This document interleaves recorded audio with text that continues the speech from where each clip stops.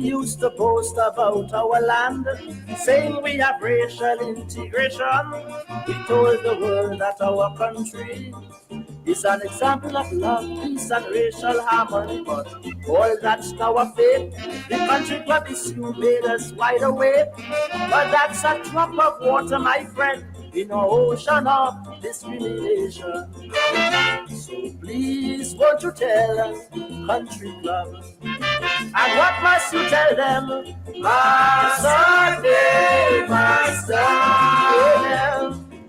We want no racialism in our countries, no prejudice or caliber. Must divide with this land, must belong to everybody. So tell the Portuguese club to come on our island, to hell with Junction and Chinese Association. These lands only has room for us West Indians. We want no division. Master, day, master.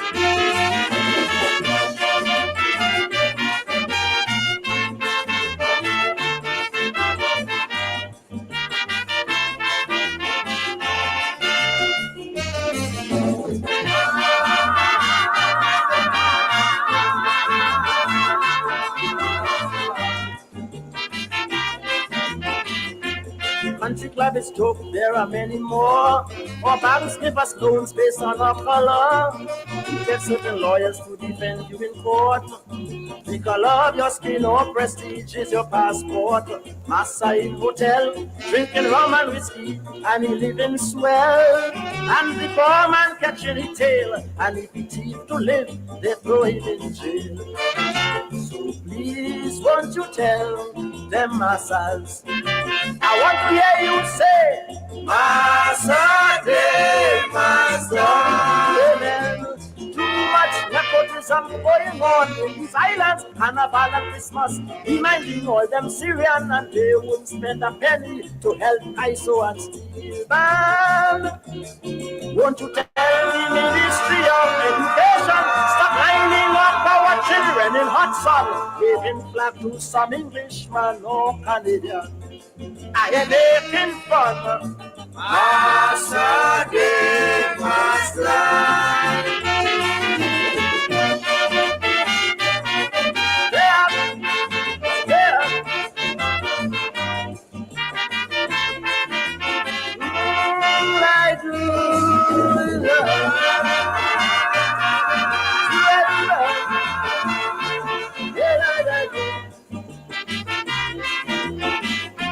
Let's face the facts, brother, look around. Some youths have jobs, others have none. To get a job, poor girls have to sin. While in most stores and banks, you see one race and same skin. Rich men getting away with cockfight churches, gambling on Harvest Day. And police in your tail whole day, if you only play wacky and wavy. So tell the police that's discrimination. And what is my message? Master, day, master. Amen. Mister, don't you call yourself no white man or no Syrian. You're not a Chinese, Englishman or no German. Everyone living in these lands are all West Indians. In all them big shot hotels like in Hilton, there is the price of drinks to keep out the black man. But we go still by them folks and bring in the rum. We are making fun. Master, day, master.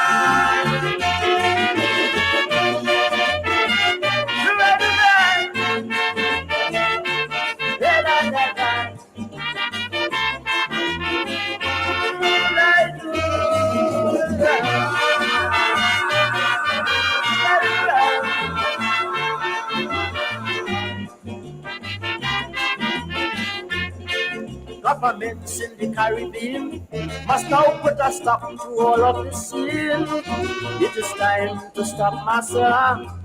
Everyone must be free to live and enjoy rights here. No more exploitation.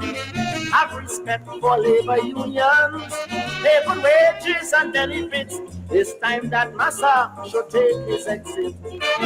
So please, won't you tell the authorities? I want to hear you say, Smiley, Master, day, master.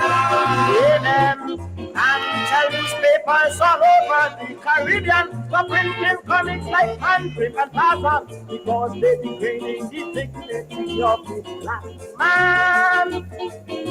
And we in the Caribbean have got to know that we are colonial leaders must also with revolutionary thinking is to really grow.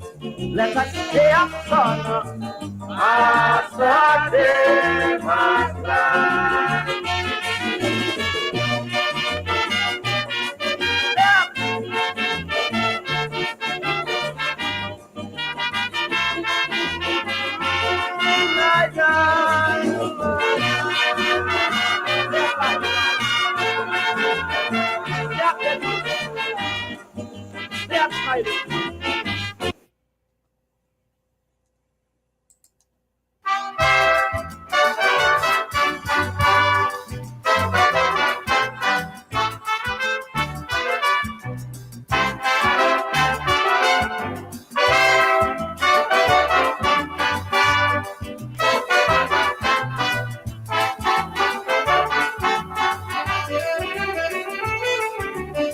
Back in 68, when I start to sing calypso, I used to shoot straight. All my enemies I killed slow. I would shoot right and left. Big shot men met their death. But this year, when the season came, I had planned to leave the game. Well, as man, I hung up my guns. I had planned. My career was done. Goodbye, fans. Chalky will teach the younger ones. But when Mr. Fool was stopped for charges led by a cop, and she get paid, I said, And when the border telco tell Ivan Williams to go, I get sane, and I put on the guns again.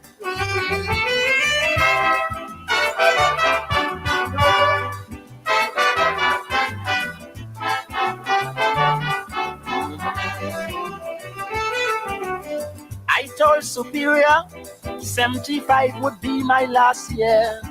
I'm going overseas to further my history studies. 4 crowds now, 1 tempo, and I can't sing fast so before the crowds pull me down, let me leave the people tongue. So as man, I hang up my guns from this land. I had planned to run, but I found Chalky will be in Washington. But courthouse changed my fate, for under clause 68, big boys are charged and then discharged. And when 610 radio tell the top brother to go Jimmy Bain, I put on the guns again.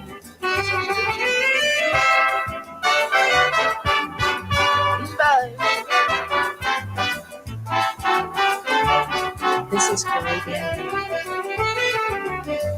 Every year I sing, and yet the same thing's happening. I'll shoot at the feet, but like the bulletproof, you see, party shots cannot squawk. Out you go. Once you talk, look he run. Mr. Owen Merritt from the States and the Senate. I fed up. I hung up my guns, I close shop. All my bullets gone, time to stop. On the stage, let new stars be born. But then the auditors show $10 million gone, so them party crooks, some thieves, some took. And when Mr. Eugene Moore was pushed out of Whitehall door in the rain, I put on the guns again.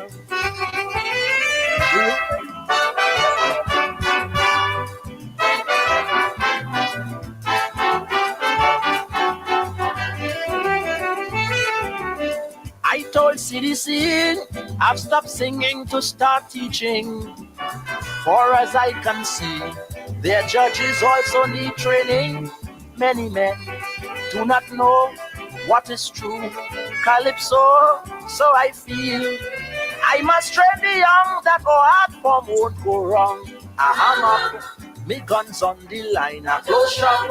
I plan to resign, time to stop. Then sobers made me change my mind. For when King Sobers kneel down in front the Queen in Bridgetown, a king is right and be all night. And when them big store owners push out for apple vendors in the rain, I put on the guns again.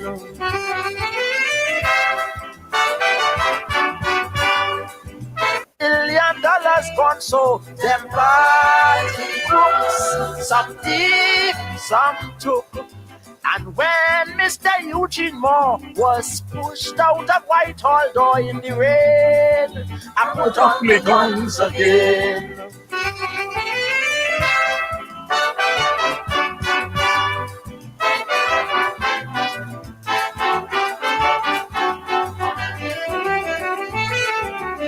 I told CDC I've stopped singing to start teaching. For as I can see, their judges also need training. Many men do not know what is true. Calypso, so I feel I must train the young that go hard form won't go wrong. I hang up, me guns on the line. I close shop, I plan to resign, time to stop. Then sobers made me change my mind. For when King Sobers kneel down in front the Queen in Bridgetown, a king is right and be all night. And when them big store owners push out for apple vendors in the rain, I put on the guns again.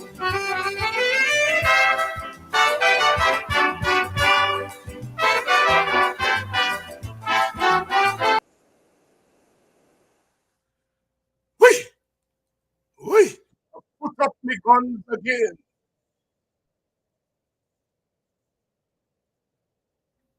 I put up me guns again. I had planned to retire for real. I said, well, you know, this election gonna be my last go round, and then I retire and sit down and hang out with my grandchildren and read books. Plenty of these books here, I read halfway, 3/4 way, I'm gonna finish them, and so on. But when they fish out Adriana Younge body from that pool, I said, I ain't going no way. I put up my guns again and I shooting any infidel that come in my way. I hope the ERC looking tonight. I hope all the government newspapers, because I want a big headline. Dr. Hines said he put up his guns and he gonna shoot. I want to give me a big headline tomorrow. Dr. Hines promote violence on his program. He said he was planning to retire, but since the murder an 11-year-old child, he put up his guns again. I'm glad I'm a Guyanese. I'm glad I was born in Buxton. Because you see, I used to a barn and grown hair rum shop. And they play music all day, all night. And I was always curious about music beyond the melody, beyond the beat, the lyrics. And I heard Professor Gordon Rollier, the premier Kaiso expert, scholar from Guyana, taught at UWI in Trinidad. Died a couple of years ago. And I heard him on the radio, GBS at that time, Guyana Broadcasting Service, trace the history of Trinidad from 1956, when Dr. Williams first ran for office, to 1972, using the music of the Mighty Sparrow. I said, what? You trace the history of a country with music? May I open big? And from then I became a student of Caribbean music, Caribbean folklore. And that is why I feel so strongly about Baby Skello issue. Baby Skello lyrics is bad lyrics, is dirty lyrics. But Baby Skello is a product of his time, his place, and his movement. We have a government in power that promote dirty lyrics. There was always dirty lyrics. But we never had a government before that promote it. The PPP promote dirty lyrics in order to get crossover votes. Skello, Baby Skello, is a product of that. So with Baby Skello lyrics, I don't listen them thing. If I in a dance and they're playing it, I can't tell the DJ what to play. But when me then me car and then me house, me I'm playing them thing. Dirty, stinking lyrics. I don't have any time with that. But I will defend the Baby Skello's right to sing lyrics. Who don't want to listen it? Turn off your radio. If the state media want to ban it, ban it. But when you're going to arrest Baby Skello, you got to go back and arrest a whole set of singers.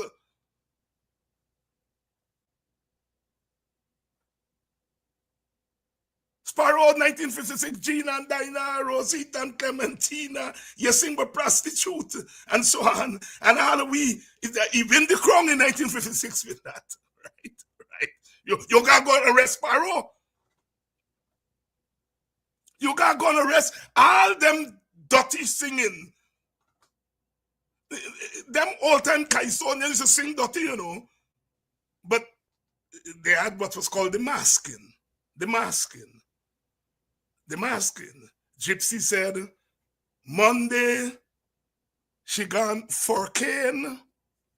Tuesday, she gone back again. Wednesday, she gone back for cane again. Now, when I was a little boy, me and hearing no for cane. Me hearing something else. But you couldn't say what me hearing is what Gypsy said. Gypsy said for cane. And when me put in, when me understand Gypsy could be saying me auntie watch me so. And then when me persist, box. All right? She can't go and tell the rum shop man, don't play what Gypsy saying. But she can stop me from listening to it and misinterpreting what Gypsy saying. All right? So then they're going to arrest Gypsy. Because they're going to say Gypsy singing stink and dirty lyrics. And go on and on and on and on. Ras Shorty Eye, the man who created soca, he said they send it for Kim. You make fun from the Chinese man. For Kim. People who live in a society and don't understand the idioms of their society, don't understand the language of their society, they end up doing what the PPP doing. Skello language didn't drop from the sky. Language come right there. It's the market because people just listen to it. It's the market and it's the politics. You jump on Skello and then you hear Vice Wild Cartel, who's your friend, singing all the thing nice like Jesus Christ. And then belatedly, you condemn Vice Cartel, which means that you're not interested in lyrics. What you're interested in is to shut out freedom of speech and dissent. Well, tonight, I'm giving you all one more reason to lock my tail up because I ain't retiring. Once they fish that body out at the pool, I said, I ain't going no way. Them book this, gonna wait. Because I put up my guns again.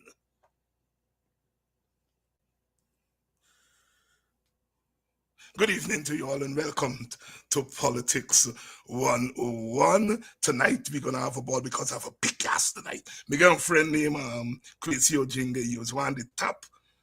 He's a preacher now. He was one of the top dramatists in Guyana, actor and director. And when Kwesi Potani played them, you see 30, 40 people on stage. Mr. Kwesi, why you like so much people? You said me like a big cast. Well, we have a big cast here tonight. And we are going to be talking about what is animating us. We are on the move. Trust me, we are in the midst of history. If the PPP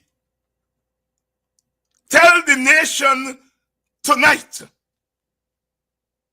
how Adriana met her death, the government falls tomorrow. They know. It's the government. They got all kind of secret service that we don't know about. They got all kind of, they know who killed the picnic. They know. But if they tell us the truth who killed that picnic, the government is over tomorrow. So they're doing everything, not for justice for Adriana, but to keep themselves in power. What the Adriana thing has done is to open the door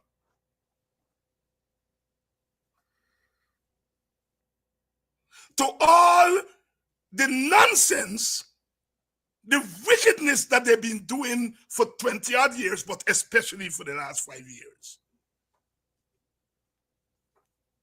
One day, old people say, Congo tea. And you know what is Congo tea? Congo tea is a thing where you're a cassada, where you grate up. Long time they put them on zinc for make cassada bread. Well, when you grate up the cassada, they call that Congo tea. So one day, Congo tea.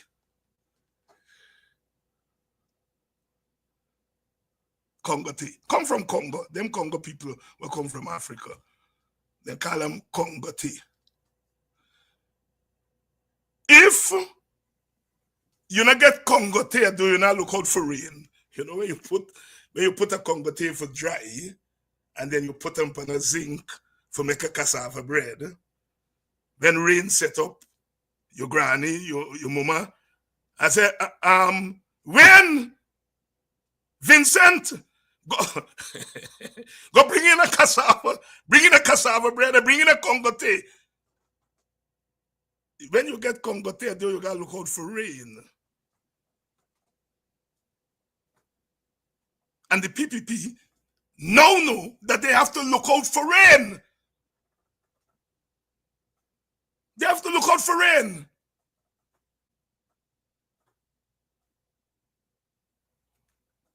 If you go a crab dance, what has happened to you? Your skin got forget mud. Dr. Dragon said, we were in office, but not in power. Jack Dio said, well, we gonna be in office and in power. So he go a crab dance. All them little boy were talking about looting and shooting, at them socialize them for loot and shoot.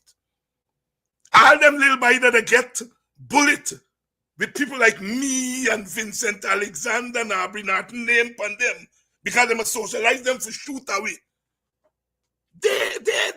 Them scrape, what they call him, is their product. Because they want to be in office and in power. So they create this new class of crossover voters. Don't worry, David, I'm not getting not to forgive you. They don't want you make money.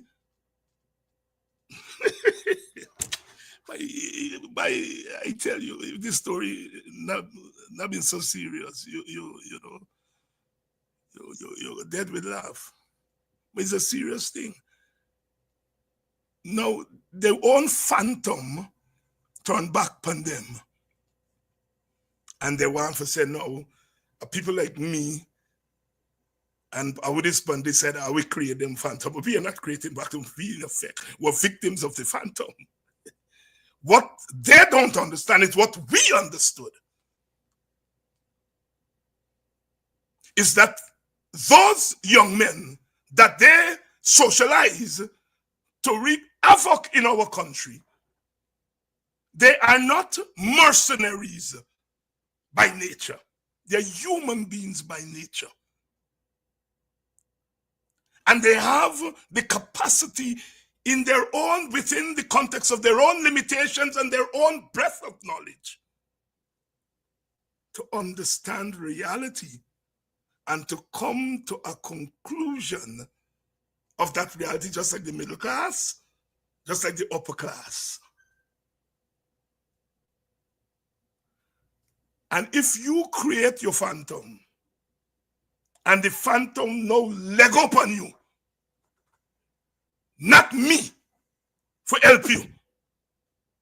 In fact, I will defend the right of the phantoms. The human right. You take away their humanity by turning them into mercenaries. And now when they act like mercenary, but they attack you, you don't want to take away their liberty by throwing them in jail and calling them terrorists. Anyhow, one day, Congoti. Good night, my brother Ivor from Tucker, Georgia, the deep south. The deep south. Stone. Deep south. Desiree Chapman, good evening. Brenda Henry. Esther Comerbatch. Good evening to all of you. As always say, you all want me to teach. I plan to retire. Really, honestly, I done with this story, this politics thing. Give them little by the youths that say we don't bring them in. I give them the youths that do the politics. But when I watch an 11-year-old child with her parents crying out, where's my child? Where is my child? And clearly that child was there within yards of where they were, but they still could not get their child. They had to fish the picnic out of one pool, like if you catch fish. Long time you go, you feel for fish, and then they turn the picnic into a fish. Took away our humanity. And that is why this black man, and I'm saying it, and many other things, you all know, Miss a Caribbean man, Miss Guyanese, Miss all kind of thing. But in this moment, this black man will let you know that what happened to that little child wouldn't happen to an Indian child. If it did, Guyana would be no more tonight. Indian people will not allow it. And the government would have had to tell Indian people the truth. But they are past black people because they believe that we're not human beings. Well, Mina hide behind curtain. Mina talk with water in my mouth. I am not being politically correct. I can talk English too. I'm calling you all out and pulling you all out so that you all can see the door.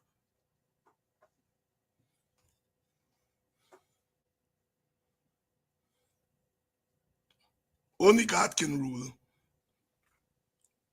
Then I make Satan for rule. Salman Rushdie talk about the satanic verses.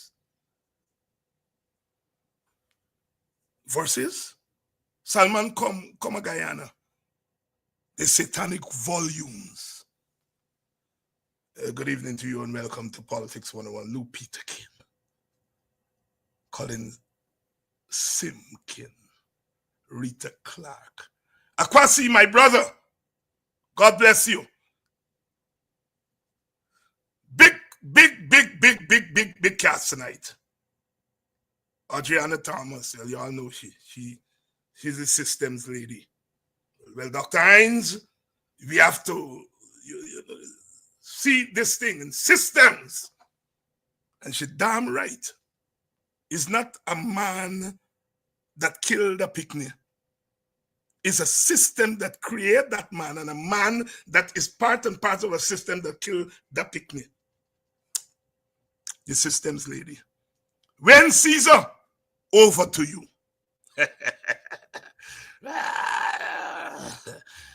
When is a small boy, but he gets a sense of language. Over to you. And then big man there, and they might argue, and they argue. They say, well, over to you. Or you turn now, or as we do in folk. You talk your story. You say, Bato! And then you say, who been there? Well, me been there. Nancy Tory not get bad word. And Nancy Tory make all of it so and so there. Over to you. Your turn. Very orderly chap. Dr. Vincent Adams is my partner. We are old men together, and Vincent also whispered to me that he had planned to retire from politics. Spend time with his great-grandchildren. But he put up his guns again too. And tonight we have a new guest making her debut on Politics 101. It's a Noella Noble out of the Guyanese community in Atlanta, Georgia. Very, very active there. And she has been speaking out and organizing for justice for Adriana Thomas, and they're here tonight, and we are going to talk. I think a lot of you are in class now, and so we are ready to go. Let me bring in all my big cats. Five away tonight. Good evening to all of you. Good evening to you, Dr. Adams, Wayne Caesar, Noella, Audreyanna. Good evening, Dr. Hines, and to all of our squadron tonight, and Friday night audience as usual. Thank you very much. Wayne, good evening. A pleasant good evening to you, Dr. Hines, the rest of the panel, and all of the beautiful listeners and viewers. Good evening, everyone. Audreyanna, good evening to you. Good evening to you, Dr. Hines, and the other members of the panel, and to the viewers. And last but certainly, profoundly not the least, Sister Noella, good evening to you and welcome to Politics 101. Good evening, Dr. Hines, and good evening, panel, and certainly good evening, my Guyanese brothers and sisters all over the world, the diaspora, and in particular, back home in Guyana. And, I want to start off tonight because I want us to weigh in on the question that I posed, I think rhetorically. And when I said that this government, which is the most police government in the English-speaking Caribbean, which means that this government has a lot of tools at its disposal to determine what happens in the society, that this government knows how that child is killed, and that for whatever reason, I give me reason, this government does not want the nation to know how that child is killed. This government doesn't want the FBI. American is their friend, but they want the friend come in. They don't want the Canadians. The Canadians help to ferret out. What a man Sharon Das when he Judas the government? So is their friend. Is your friend, is your friend, is your friend. They don't want the British because the British have to put them in power in 2020. So these people are their friends. So even their friend, they don't want to come in. There must be something to hide. As I just tell my students them, take it away.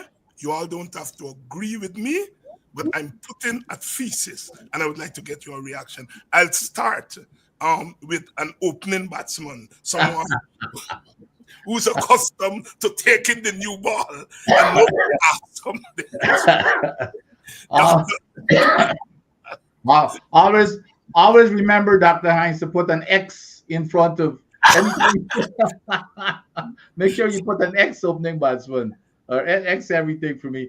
Dr. Hines, before we even go to that specific, I want to go back and touch on something that you raised in the other issue, which here is very important in terms of the behavior of this government with the Skello, with the baby Skello and the Carter guy. This here is even way beyond stifling of the freedom of speech. This here is the discriminatory action that we're seeing. They went and they charged Skello. I don't even know anything but Skello and these guys' cars. So I have no preference here, or I'm not holding the brief for any of these guys. But they went and they charged this kid, I guess, because he sounds as if he's young, charge him for no reason really. And then Carter, it was only when it was brought to their attention, but it wasn't, they knew about it, but it was only when the public put pressure on them to say, well, look, how could you charge him? Then you got this other guy over here, Cartel, and his songs are even more troubling. That is when they decide to go and come out, the ARC comes out with this statement, but how come they haven't charged him too? I'm not saying that they should, because none of them should be charged. Dr. Hines, you and I go way back. You mentioned some lyrics. How about the Congo man, for example? But the whole point is it's the discriminatory behavior, because Cartel is one of their people, but it's obviously that this kid is not one of them. So they charge him, but now they're paying lip service because of the pressure that they're getting from the public. Well, we're going to issue this empty statement that to condemn what he's doing. But anyway, to get to I guess the real topic at hand here in terms of the cover-ups. The cover-ups with this young lady, and I'm like you, Dr. Hines, I believe this thing is scaring the daylights out of them, because if the real story comes out, they would be gone tomorrow. Today, for example, there was even more revelations. My good friend and all of our good friend, Kemraj Ramjatan, who was part of that belly of the beast, Kemraj in the AFC press conference, Kemraj revealed that this is the place that these people went to, and to use his words, when you're having the nudist parties and all kinds of stuff, that's where they go. And you remember Mark Benchoff called out Priya when you remember Priya made a statement that she's never been there. And then here comes the video. They forget that we're living in an age where you can, people are taking videos all over the place. Here she was lying that she's never been there, giving a speech there. So this is a place where they all used to hang out and do their thing. Go back and look at that AFC tape, that camera. He even went beyond just nudity. He talked about, when they had these pervert type things that they wanted to do. That's where they went. So there's no way they would rather die rather than bringing in an FBI, because when that book opens, all kinds of story is going to jump out. And then, when you start from the start, and you can see why. Go to the start. When you want to tell me a commander is just going to likely go say here, go away, go back home. Your daughter is in a car someplace, which he knows it was a lie. And even when the woman said, that is not my child, they were still continuing to peddle that nonsense. Then the president comes out and make up this story that the autopsy says that it wasn't that there was no foul play. That was a blatant lie.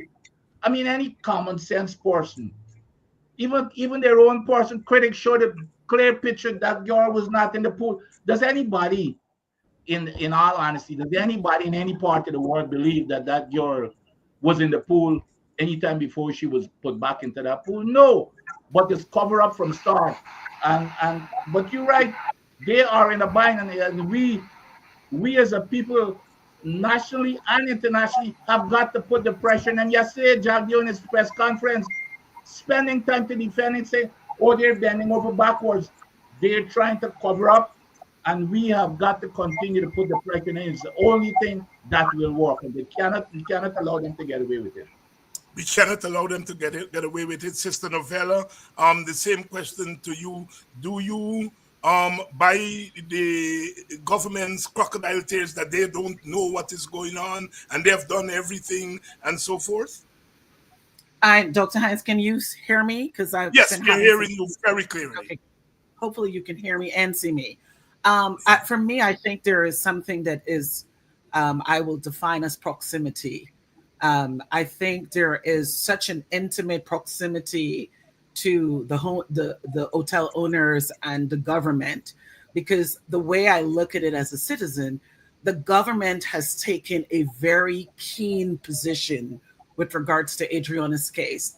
And when you think and you look at sort of the actions, particularly of the president, reading the autopsy report and being able to articulate it, what is it particularly about this case and this incident that the government, and we can juxtapose this, we have also seen incidences that occurred in Guyana, multiple shootings in Guyana, that was whether it was police involved, or we have never seen the posture of the government in this manner. So to answer your question, there is something very intimate and close in proximity that this government has awareness, participation, their actions are clear in terms of how they have demonstrated their engagement and involvement.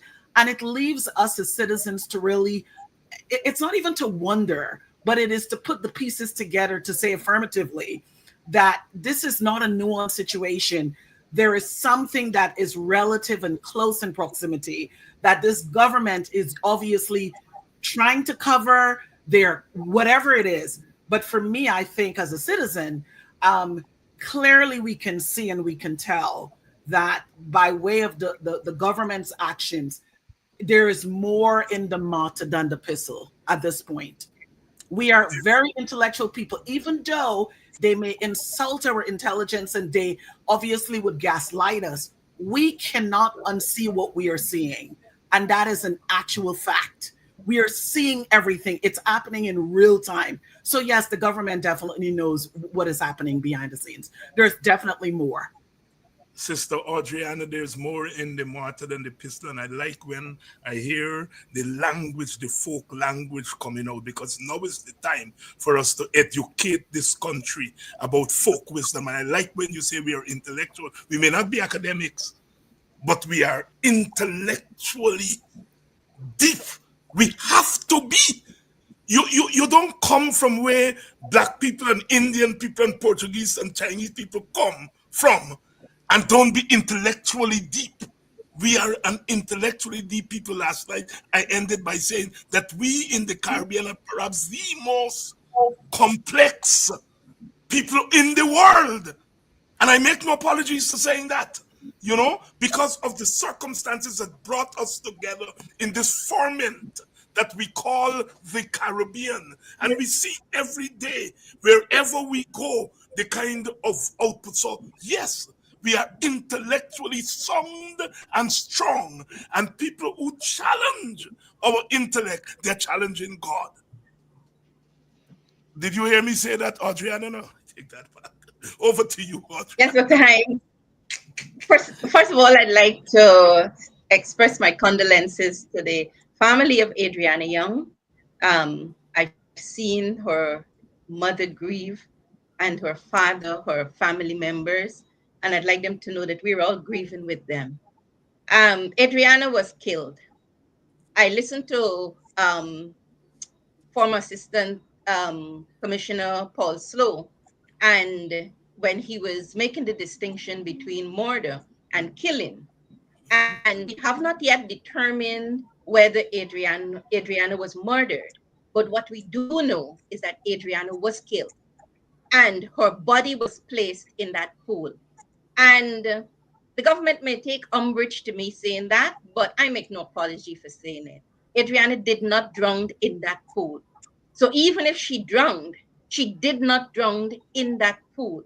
And so what we and I said that very deliberately because in solving this problem, the government cannot come and tell us that, oh, Adriana drowned because of negligence and recklessness because of her, those who were supposed to be watching over her. Nonsense. Somebody killed Adriana. And what we're saying to the government of Guyana and the people and the Guyana police force, solve this crime. This is a crime that was committed on an 11-year-old child. Solve it. And so, and that's what I would like to say at this point, Dr. Hines.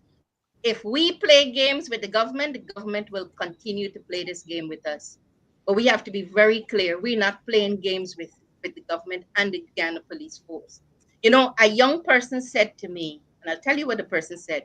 About 2 nights after, the person said, I wonder if the government would hand over the people or they would let their government go down. It seems like, and that was a young person in their early 20s. They said to me, Miss Audreyanna, I wonder if the government would hand over the person or if they would let the government go down. This could carry this government down, Dr. Hines. Yes. I can tell you that. So I'm saying to the government, you have two choices. Hand over the killer of Adriana Younge or ... When Caesar, when you come in at number 11, it may say that you are not the best batsman in the team, but usually you're the best bowler in the team when you come in at number 11. You can ask Vincent Adams. All right. Your thoughts on this subject? Yeah, Dr. Hines, and again, good evening, everyone. Look, I have been keeping up with this whole saga. And you know what is interesting is that this is being played out on social media. It is not something that has really happened before, at this, at this high rate, I would call it. But you had a whole lot of lives. You had a whole lot that was going on the day that young Adriana Younge's body was discovered in that pool. Okay, and this has played out in public, not just nationally in Guyana, but this has become a world story. So it's a massive story. Okay, and some of the other panelists would have talked about this hotel owner being aligned with the PPP, and they're wanting to know if the PPP is going to hand over the hotel owner. Well, I'm going to say this. They're not going to hand over the hotel owner because then the hotel owner, you don't know what he has on them. So the whole thing is going to collapse. So it's better we stay together. Okay? It's better we stay together, right? And collapse together or lose together. Look, whether the PPP gives up the hotel owner or not, I think the Guyanese people would have already made their decision. Okay? Just based on the fact that the Guyana Police Force has not been forthcoming and transparent with them, the government has not been forthcoming and transparent with them. Even the pathologists, the reports are very partial reports, very incomplete. We're looking for a complete report, right? And I think that is why there's a need, I believe, for a second autopsy to be done. And I hope that the second autopsy will be 100% independent in both facts and appearance, that we can really get into what would have happened to young Adriana Younge. But one thing I agree with my fellow panelists is that she did not drown in that pool. Something sinister happened to that little child, and it is sad.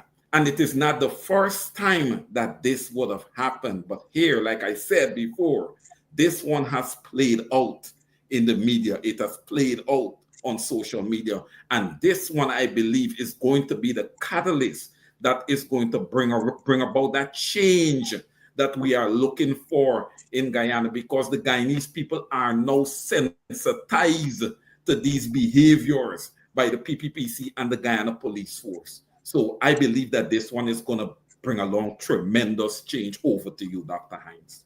And of course, we don't know that the hotel owner was the killer. We are not at all accusing the hotel owner of being the killer, but the fact that he owns the hotel puts him at the center of this story. But we want to make it very clear that we have no evidence that the hotel owner is the killer. The police will have to tell us whether the hotel owner knows or who is the killer. It is his business. The police had pulled him in, had him locked up for a couple of days. They have let him go, but we are not saying here on this program that the hotel owner is guilty of a crime. It is the government and the police who must tell us that. Dr. Adams, I want to bring Dr. you Hines, Dr. Hines, Yes, a dead Audreyanna. body was found on his premises. Yes. And Yes. therefore, he must be equally interested in solving this crime, because he also must be interested in how this dead body arrived on his premises. On his premises. Yes. Yes. And we want to stress that. We want to stress that. Dr. Adams, let me bring you back in, because things are happening on a daily basis. Today, I saw there was a demonstration in front of the office of the president, and people are independent of parties. This is what is remarkable here. Independent of parties, independent of so-called leaders, in Guyana, in the urban centers, in the rural areas, outside of Guyana. Remarkable. I can't think of any place where there's a critical mass of Guyanese people who have not come out and let their voices heard. Some people are saying Adriana's death has united Guyana. I beg to differ with that nonsensical analysis, right? Adriana's death may have divided Guyana even further. But what it has done is that it has brought a new kind of popular consciousness to Guyana that is playing itself out every day. And the government is trying to tell us, oh, well, let us talk about how she drowned, how she dead by drown. Let us talk about pathology. Let us let the government do its investigation. What they don't want us to talk about are the linkages. The linkages between that child's death and Wayne started to get into it. Between that child's death, all right, and the larger dysfunction in our society. We talk about the police, but the police is not an independent agency. The police doesn't operate autonomous to go. The police is civilian-led. It's led by the government. I challenge anybody to say to me, I am wrong, when I say that no commander, no policeman or woman would take drastic action if he or she were not instructed to do so, or if he and she did not think that the government, the civilian government, would want me to do this. Let me stress, the police is not autonomous. I hear so many of us talk about the police, the police, the police. This is a political police. A civilian-led police. A civilian-led police is different from an autonomous police force. And so therefore we have to judge the actions of the police within the context of the political structure and the political culture and the political superstructure that is imposed by the PPP. And so what I want us to talk about here are answer this question. Why, in your estimation, this little child's death, this little child's murder, so many children have been murdered in Guyana. We had the murder of those Amerindian children in the dorm. You all remember it? It wasn't 10 years ago. They were murdered in that dorm. We had, every day you're seeing female children disappearing. We have the violence against women in that society at all levels and in all manifestations. The society has opened its mouth, but then it would go back to sleep. But this time, the society has not gone back to sleep. Why? Why? Why? Dr. Adams, and then we go back around in order. It's a very simple answer. You see, this here is definitely a different time, Dr. Hines. You see, in the past incidents, there wasn't any evidence that was shown out there where you're seeing with your own eyes. When something comes up, you know, the police, which I totally agree with you, the police is an agent of, well, they're supposed to be an agent of the government, but they're a political agent of this government. But when you see the police involved, people are not stupid. Guyanese people are not stupid. So when that evidence presents itself, and you can see the glaring, just the glaring, you know, behavior of these people, people can figure it out for themselves. But in the past, with all the other incidents, when it occurs, they're not seeing stuff for themselves. You're hearing that somebody gets shot. The government comes out and they do a little inquiry. Even with the 20 kids that died, the government came out and had a commission of inquiry. And guess what? They come out when that commission of inquiry did not even have the parties involved, such as Priya Manichan and them was not even part of participating in that inquiry. But then when they come out with their final decision, everybody was scot-free. So that's what they've been getting away with. But now everybody sees the evidence. Everybody sees that here is this commissioner. He's on video, the commandant, on video telling the lady that her daughter got into a car and she must go home, trying to get them away from the building. People searched that pool 5-6 times. But and then the president himself comes out and try to cover up and say, well, he become the chief of autopsy now, saying that there wasn't any foul play. But something else came up, and I'm not making a plug here for the AFC press conference. I learned something else beside what Ramjatan said about, you know, the relationship between the government and the owner of this hotel. Nigel, you this morning, I forgot about it, and it's something that I should have thought of because it's part of my forte. There, and I don't know, you must have gotten information as one of our top lawyers. There are 4 satellites looking at Guyana, and those satellite pictures can tell you anything that you want to know at that level. That's right. So that's what they would be afraid of. That if the FBI comes in, guess what? The FBI is science-based. They're gonna come in, and the first thing I guarantee you, the first thing they're gonna want to look at is those satellite pictures. And the government of Guyana will never want that to happen. They'll never want that to happen. That's why they're trying to keep. That's why there's I heard Jagdio making all kinds of excuses as to why the FBI or Scotland Yard should come in. But that's a piece of information that I forgot about. I didn't even think about that I should have. That Nigel Hughes came up with today in terms of the satellite photo. You can see it's called remote sensing. At that height, you can see license plate and everything else down to that level. You can see below the ground and all. So that's what they're afraid of an independent body such as the FBI coming in. Thank you very much for that information. We have to try to get Kemraj here when I haven't had Kemraj on for a while.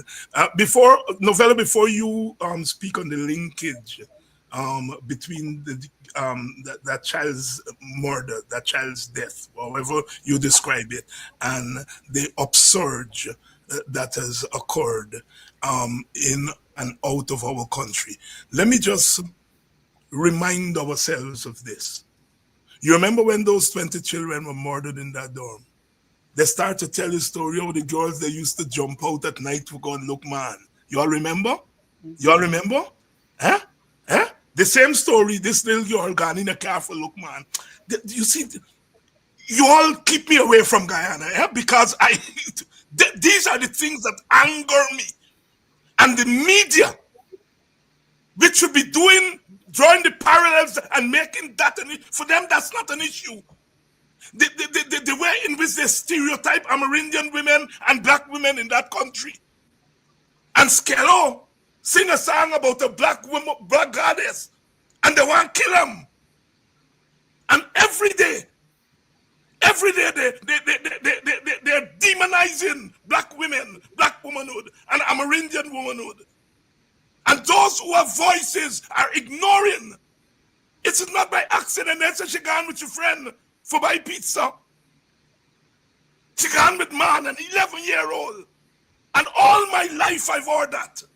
Anyhow, that's me. Noella.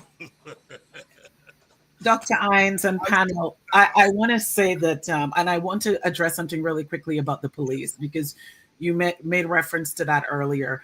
And it is my position that I think we have seen and we have witnessed. I mean, this isn't something that we're using, projections of, historical, empirical data. We are seeing all of these things happening in real time. And what I see is that the police, the Guyana police force, has an incestuous relationship with the government, one by which the government is the police and the police is the government. And there is no daylight or delineation between the two. And so when you have a police force that is so interdependent and so intertwined with a government, you can't have anything of substance and anything that comes out of the police force that can either look like, a proper investigation, their ability to have ethics and integrity to do an investigation. We must be very clear in our understanding. And sometimes we have to almost break this down and synthesize it to be clear to our citizens and they know, because they have experienced the government being the police and the police being the government. They have seen the orders. They have seen that there is this interconnection of the two.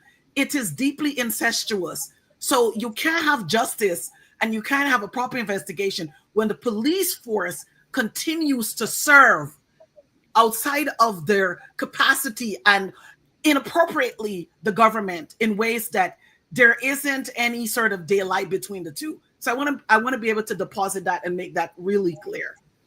I would say Guyanese people, the way I would articulate your main question is that we tired. We have seen enough.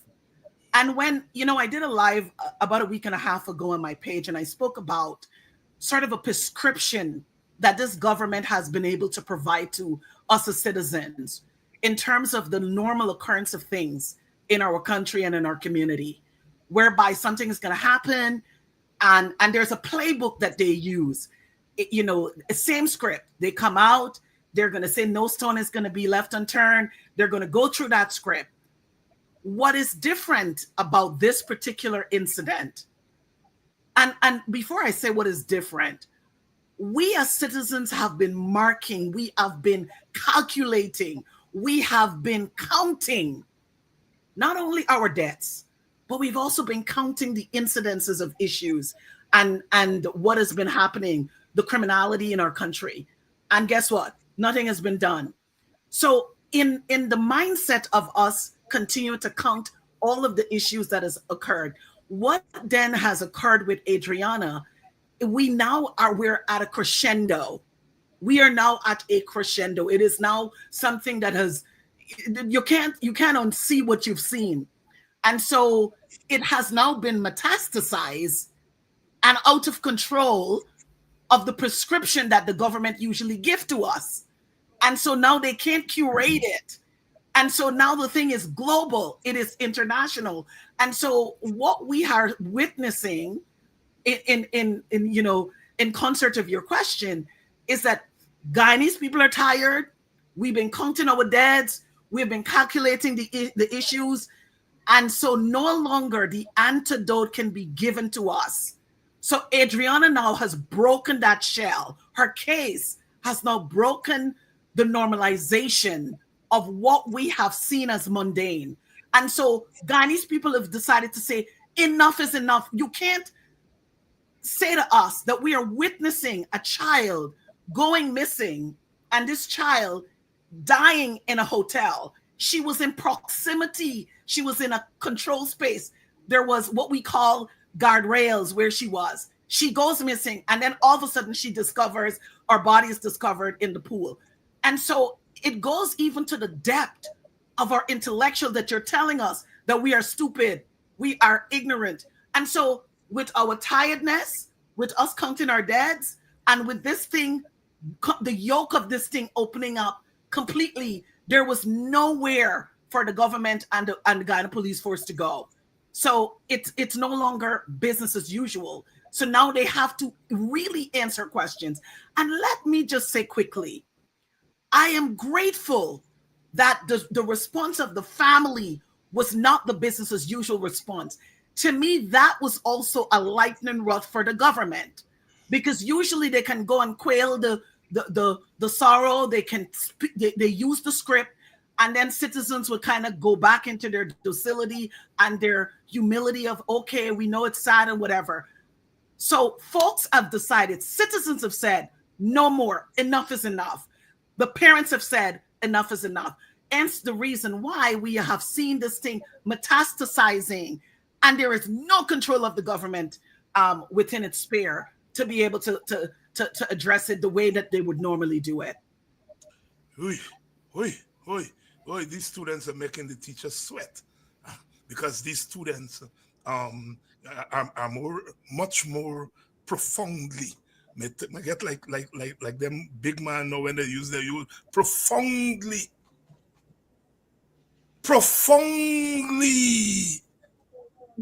knowledgeable. Oh my God, I you melt my heart tonight.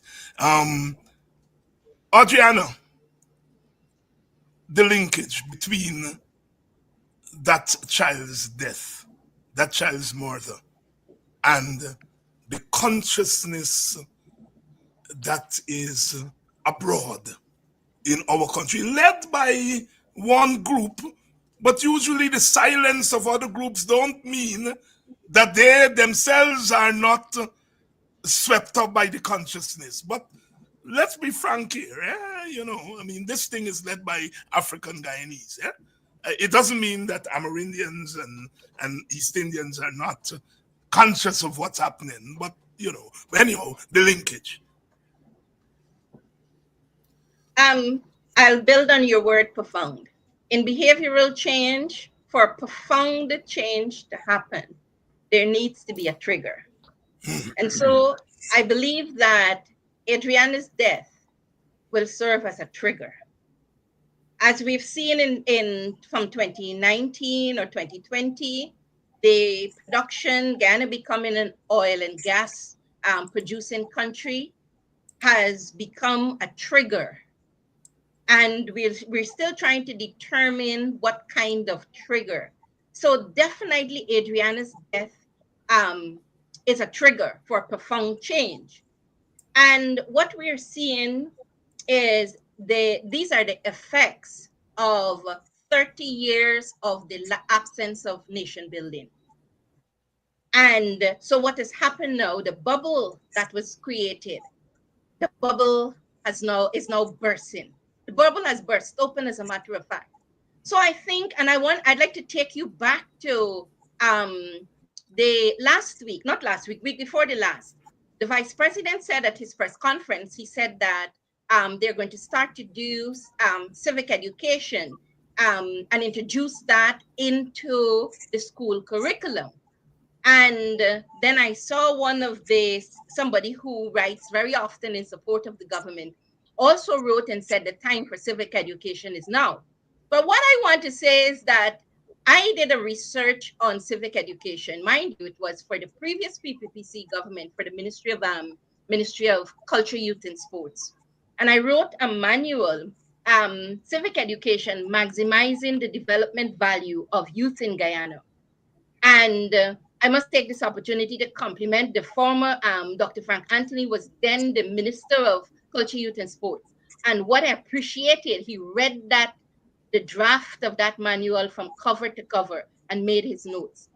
The challenge was the government did not implement it. I wrote that manual so that it can serve as a manual as well as a text for the school curriculum.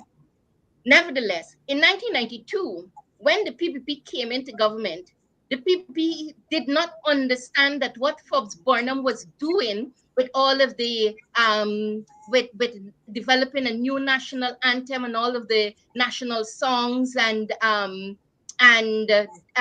what's the song? Oh, beautiful Guyana songs like Guyana, Guyana, this great land of ours. I remember singing "Youths Are Important to Guyana," the Guyana National Service, the People's Militia. The PPP, the PPP's concept at that time was that these things were PNC things. What they did not understand was that these were nation building tools and elements which Forbes Burnham had developed because the country had just became an independent country from 1966. So Forbes Burnham and the PNC government had to develop then some kind of system to reorient the Guyanese people from God Save the Queen to Dear Land of Guyana. And so they started to do a new kind of nation building around this new Guyana. When the PPP came into power in 2020, in 1992, what the PPP should have done, and I guess now in retrospect they will now realize it, was to build on what Forbes Burnham and the PNC had started. Continue. We don't even say the national anthem now. We don't even all of those were national songs. Those were the folk songs. They were and so they felt that those things were PNC things. So after a while, we began to see those things being taken out of our society. But as a country, we needed to do nation building for 30 years, or I would say from the time Dr. Jagan passed, we have not really been doing nation building.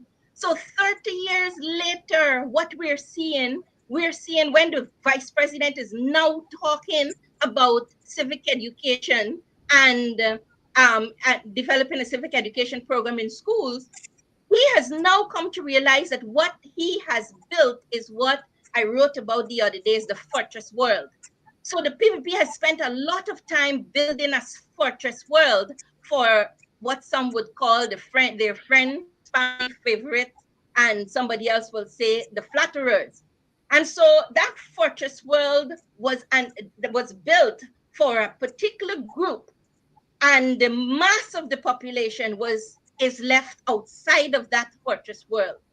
And so I think that the PPP, based on what the vice president said 2 weeks ago, they're now beginning to, I think they knew it, but they now realize that they have to start integrating some kind of civic education into their development program. However, you cannot build the fortress world and do nation building at the same time. And so that's the challenge that the PPP has. Hence, we come to what Dr. Jeffrey will call this dominance approach that the PPP government seeks to establish in Guyana, or the dominance that they seek to establish. You can't want to dominate or to have a dominant governance and political disposition, and at the same time say that you're doing nation building. So what we're seeing now are the effects of the absence of nation building, developing common values, developing common principles, where you have different people with different values, different cultural orientations in the same space.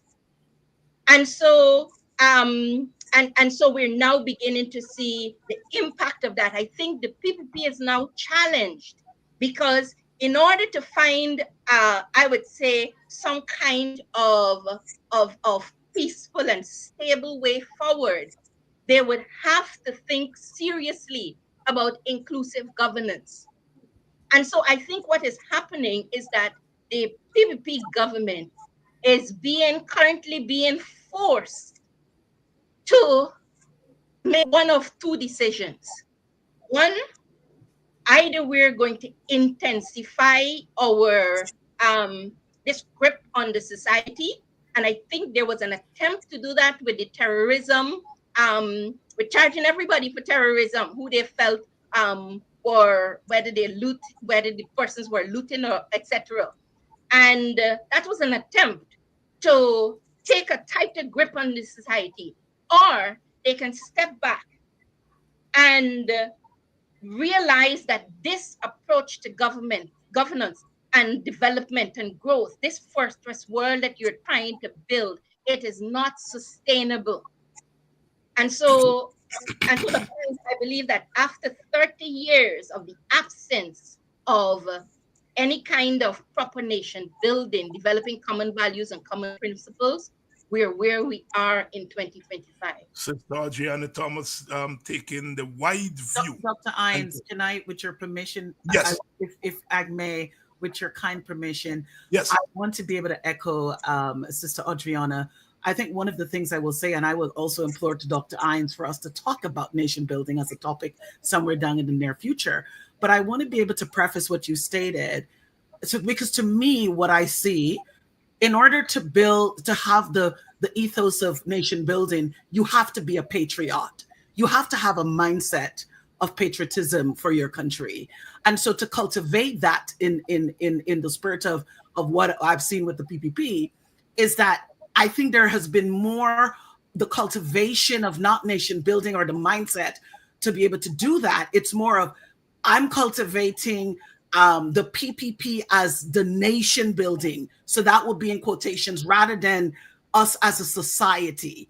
Because when you delineate it, you say, okay, as a patriot, I would want to focus on nation building. Why now?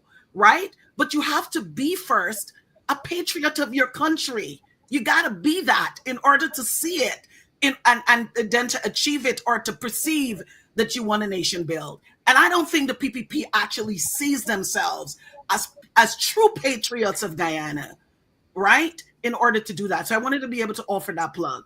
Thank you very much for that. Why this incident, which we have seen over and over and over again, but why this one, as to use Novella's term, why this incident has triggered the kind of response that we've seen? You know, Dr. Hines, I'm thinking about Mark. Dr. Hines, this incident has triggered that type of response. And I must say, number one, I must say kudos to Adriana Younge's mother and father. They had to have been good people to have such good friends and the community rallying around them. I think that is something that was really, really needed. And it was so impactful because when that commander came, and he was telling them, that the little girl got into a car and went towards Reading Hoop, that was really interesting because I guess all the people circling around, they were saying, no, we're not leaving. Don't leave. And they decided to hold their ground. I believe that strategic move really drive a wedge in between the PPPC and the Guyana Police Force because like Noella was saying, okay, and I'm going to just add a little bit to that. The Guyana Police Force and the PPPC, there is no independence there. Okay, the Guyana Police Force is operating as an arm of the PPPC. So is the Guyana Elections Commission, but that's a whole different discussion. But I'm gonna say this. That is what would have placed this government in between a rock and a very, very, very hard place. And Barry Jagdeo, on one of his press conferences, he came out and he said he wasn't buying what the police was saying. But let me say this. I must give a lot of credit to the Guyanese people. They have been tuning into programs They are very, very sensitized, and they're up to date with everything. So when he came out and he trolled that, showing that, trying to show that there's a separation between government and the police force and all that, the people did not go for that. The people in Guyana, what makes this case so interesting is that the people in Guyana is looking for that real justice, not not what the PPPC wants to call justice, but their justice. They are looking for that authentic, real justice. They are looking for the truth and nothing but the truth. So down the road, it's going to make it very, very, very interesting for the PPPC. And look, I do not see a path for the PPPC right now. I believe that all of that has been shut down by the people of Guyana. They are now aware of what this government is doing and has been doing for years. And let's go back to that hotel. All right, let's go back, just pivot back quickly to that hotel and understand that this is not the first incident of this nature that would have occurred there. So there is a history there. All right, there is a history there. And like I would have called the hotel, I call it the slaughterhouse. And that is just it, because people just seem to die there all the time. Okay, over to you, Dr. Hines. Thank you very much, Wayne, for that. Uh, Jagdio calls for civic education one day, and the next day, when confronted with the question, are you willing to share power? He says no. And so Novella's thing about patriots want to share power. They want all of us to live together. The PPP has been saying, we want all the power. You can't be a patriot. You can't be a patriot jumping up like a kankawa, while people shooting black people, children at the border. A set of Indian men and some women dancing up, while black boys are being shot at. You all know me, I don't hold back. They're having a party in Georgetown while black people, children, are being shot at. And you're telling me they want civic? They want civic, not civics. Brother Vincent, all of this is going on against the backdrop of oil wealth. And I want us to don't get ourselves into silos, because that's what they want. And that is why I am bringing in oil and want you to talk to us about the linkage between what they're doing with the oil wealth and the malaise that we have been talking about here tonight. And all of that, because the murder of that child is also about the oil wealth. Because it's a wealthy people hotel where she was murdered. And I don't care. I don't care. When you murder a child like that, it's not a normal murder. It's not a normal murder. There is something inhuman. There is something stink. There is something more than just somebody cuff a child and she fall down. There is, I don't care how the Hindus cry for the cows. I don't care how they cry out. This murder was not a normal murder. I am not accusing Hindus. I'm not accusing. All I'm saying, we know the difference between a child being accidentally killed and a child being intentionally killed, and you can't say how she's killed. But I want you to bring in the oil factor here, Dr. Yes. Yes, and history has shown us throughout the world, you cannot separate money from power. And this government is all about power. And since the money started flowing with oil, that has even exacerbated the problem. And we've seen it in all of the countries who've suddenly become rich overnight. This government, when they and that's why they would never give up anything because of this power that was brought about by the oil bonanza. But it's also working against them because in addition to the power, they're getting attention. I mean, do you believe that all of this attention that we're getting from countries such as the United States, everybody wants to be friends with us. We're getting all kinds of positions in the UN and all over the world.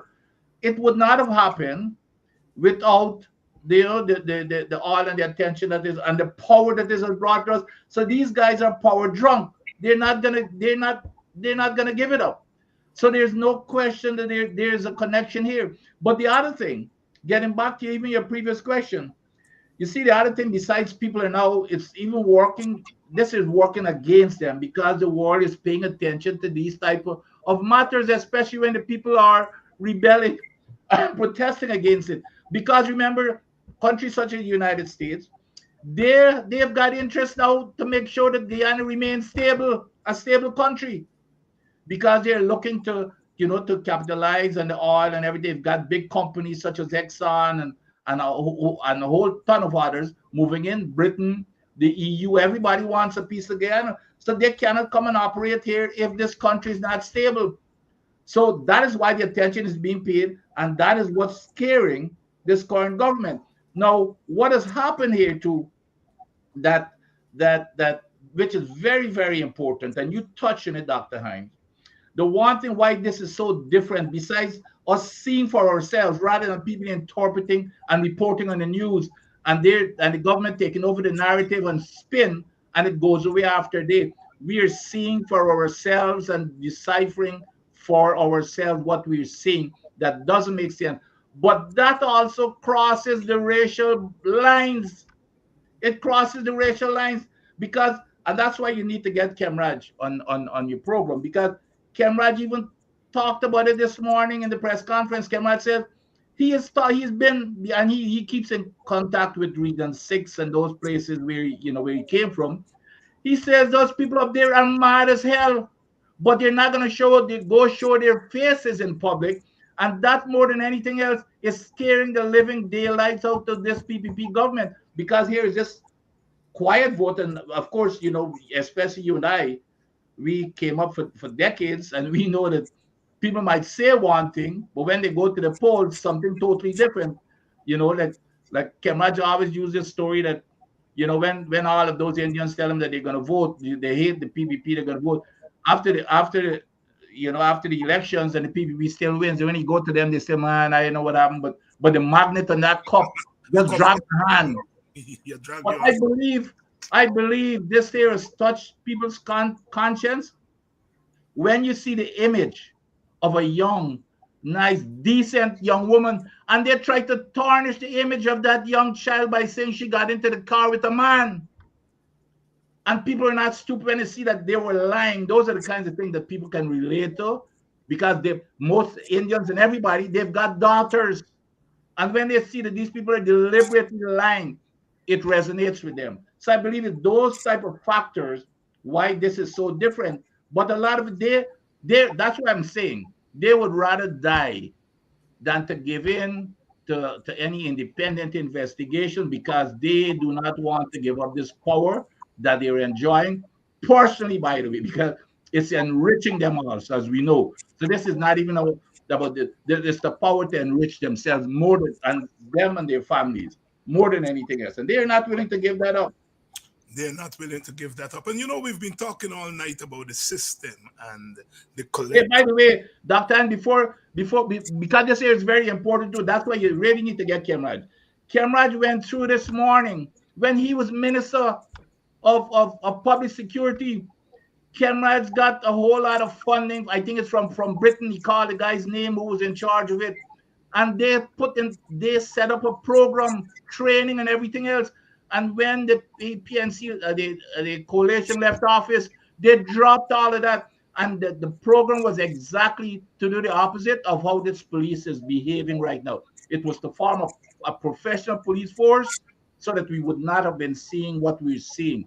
They dropped all of that like everything else that APNU had their hands on, and that is why we have a force now that is politically connected to um to to, to, to the PPP.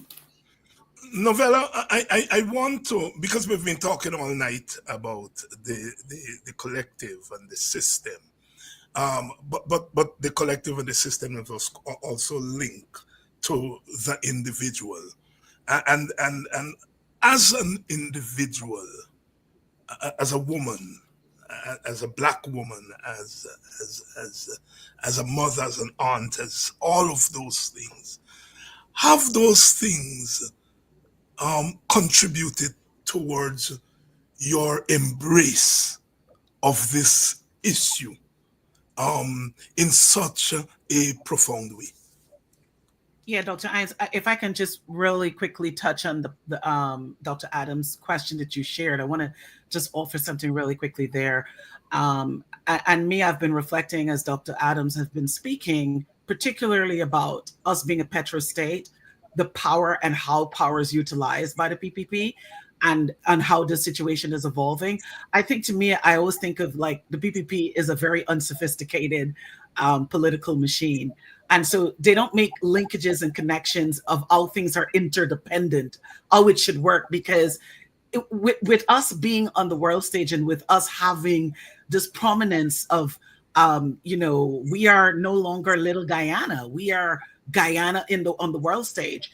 What they've done is that they have really capitalized on power, but they have not figured out a way of how we can integrate that power into our society. Mm-hmm. And so normal things because in a functioning society, you would have, for good governance, you're going to need to have, social issues addressed. You're going to have societal issues. You're going to have financial, economic issues to be able to make sure that whatever power that you're going to have, that thing is stabilized and curated well.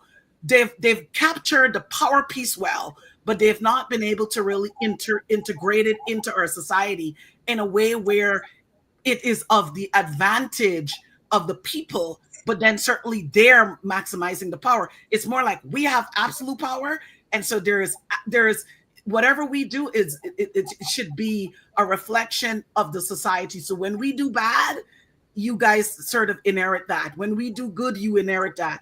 But they've not been able to sort of like connect those dots into saying, in order for us to have a proper society with power, we must be able to manage social norms. We must be able to manage, societal issues. So they have delineated those two things. Hence the reason why we have an Adriana Younge situation. But to really answer your question, I think for me, I think as a citizen, and, I think this circumstance, you could have been hiding under a rock and you would have felt something. Something would have connected you to, or connected your loin to what has occurred. And so for me as a Black woman, as an African Guyanese woman, I saw myself in Adriana.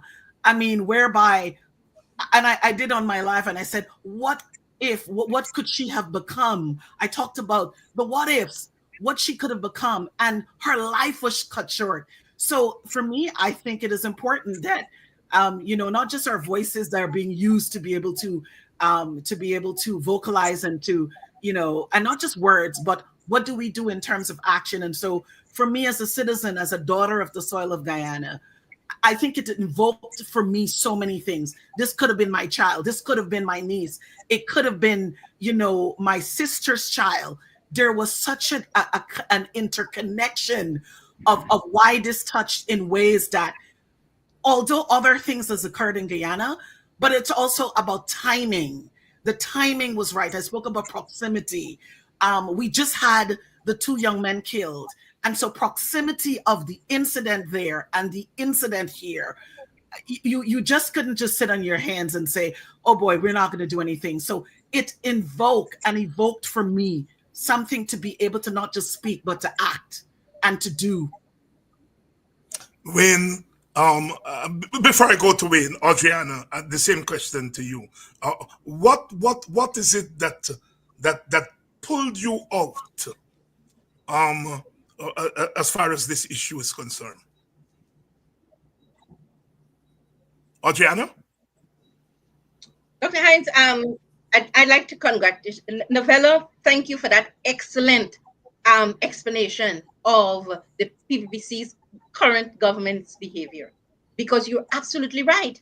And Dr. Hines and Dr. Adams, indeed, it is linked to the oil and gas economy and the power that comes with an oil and gas producing country. And what I usually say, or what I've been saying recently, is that the PPP is um, a better opposition party, and the PNC is a better party in government. So the PPP in government behaves like an opposition party, as if they're there for their constituency and they have a little manifesto, a little plan that they have to, but that plan is never translated into a national policy or a national development program. And sometimes when you look at the PNC, you think that, oh, they still think that they're in government. But nevertheless, to answer your question, this reminded me, Adriana's death reminded me of the 20 children who died in Madia. And for me, I heard myself say, not again. Not again. When those 20 children, I can still see those children screaming in that dorm, right? As the fire was raging. And coming back to what Noella says, the unsophisticated behavior of the government, they went and they paraded over the crime scene. And immediately after, when you hear that the ashes from the excuse me, the ashes from that dorm, somebody was using them as building materials for roads. Is a very, very unsophisticated way of governing. And so when you look at what has happened with Adriana again, that unsophisticated or lack of sophistication continues. And it's not just sophistication, it's basic humanity. This PPPC government, they lack basic humanity, basic human dignity, basic human integrity. So they hold the seat of power and they have the authority, and but in terms of the value they place on their citizens, on the humanity of their citizens, is it's very poor, and it is highlighted in situations such as these. And so for me, I remember those children at Madio. Adriana could have been my child, could have been my niece, could have been um my I have a whole lot of like a lot of my I have a whole lot of children, young people around me. It could have been one of them. And what is even, and I must say this, that what I was disturbed about very recently was when people started to attack the parents. And I'm saying to whoever is doing that, stop it. Stop it. It is inhumane. It is disgusting. It is disgusting to hear people who have not lost a child or have not lost a child in this manner, who are not grieving in this manner, to hear them criticize the parents for in an effort to protect the government, because some of the people who are criticizing the parents are really trying to protect the government. Yes. And I'm very disappointed in the government. I'm very disappointed in the Ghana police force. And I believe, Dr. Hines, that this Adriana's death has brought us to a place. I'm saying that Adriana was an angel, It's an angel. because the kind of spirituality that was provoked in Guyana internationally as it relates to, we did not only see a natural reaction, we are also seeing a spiritual reaction. And I remember I was telling somebody that there's a song that we sing in Christianity, Mercy Says No, I'm not going to let you go. And a part of that song says, life and death stood face to face. And as darkness tries to steal my heart away, but thank you, Jesus, mercy says no. And so it's almost like Adriana, as life and death stood face to face, or darkness and light stood face to face. And I feel as if, from a spiritual standpoint in Guyana, darkness and light has come face to face. And what we're seeing playing out in the natural realm is that darkness and light fighting against each other. And in Christianity, we say that all truth is parallel. And what you, before something happens in the natural, it happens in the spirit realm before. And so there's something that's happening spiritually as we see this, what is being played out in the natural realm in terms of darkness and light fighting. And I think the government has to decide whether they're going to be on the side of darkness, the government and the police force, or whether they're going to be on the side of light, because the Well, truth is uncontrovertible. some And of us yes. some of us would argue that the government is part of the darkness. It doesn't have a choice. Uh, uh, um, when your thoughts, what is it that drove you? What is it that drove you to dive into this issue? That is maybe different from other issues. Dr. Hines, I want to pivot a little bit. I want to talk a little bit because we kind of spoke about nation building, and we talk about power and integrating power into society and these type of things. Now, look, we understand now that we are an oil and gas producing nation, okay? And we know that at the upcoming elections, the stakes are going to be way higher, right? We are one of the fastest, we still continue to be one of the fastest growing economy in the world, okay? Understandably. But at the same time, there's a lot of downfalls when you look at Guyana and the management of its wealth. Okay, we have about 53% of Guyanese who are living below the poverty line. Okay, we have a matriculation rate of about 23%, which does not really align, you understand me, with a country that is quote unquote, has been quote unquote the fastest growing economy for the last 5 years. And even this year, they're one of the fastest growing economies. It does not align. Now, when we talk about patriotism and nation building and these type of things, right? It doesn't start with one side of government. And if you guys would have noticed that the PPPC does not engage the opposition, how can you achieve any nation building? Okay, when you have one side of the government dictating everything. Guyana is supposed to be a representational democracy. Okay, and the way the PPPC is posturing, they're more posturing like a creeping dictatorship. I would call them a full-fledged dictatorship now. When you're trying to shut down the voices of dissent and all these type of different things that you're trying to do, you're trying to suppress justice from your people, okay? And you're repressing them, because when you have 53% of your people living in poverty, it says a lot, These are the things that we need to look at. We also need to look at the fact, Dr. Hines, if we go to an elections in 2025 and there's a new government, okay, let's say there's a new government. The new government is in place. You spoke about it earlier, what Dr. Chetty Jagan said. We are in government, but we're not in power. It's going to be that same situation. You know why? Because the whole economic infrastructure, the whole economic apparatus in Guyana has been built out by the PPPC. As an accountant, I would say that needs to be eradicated. There need to be proper distribution of wealth and these type of things. When we want to talk about nation building, the health of the people, the health of all 6 ethnic groups is important. All right? Then it needs to be an even playing field. So even if you have a new government in place, that government still has very limited power. Okay, because power comes with economics, power comes with finances, power comes with riches. Okay, and the PPPC is controlling all of that. So you have to find a way to eradicate that, and you will have to rebuild. That is going to take some time. At minimum, I would say 10 years or so. Okay, so when you talk about shared government, shared governance, and shared power, no way. No way. I would never accept that right now. There needs to be a new coalition government where everybody's at the table, come to the table, and they need to eradicate the economic apparatus and rebuild it and better manage the wealth of Guyana. Over to Very you, sir. profound, very profoundly said there.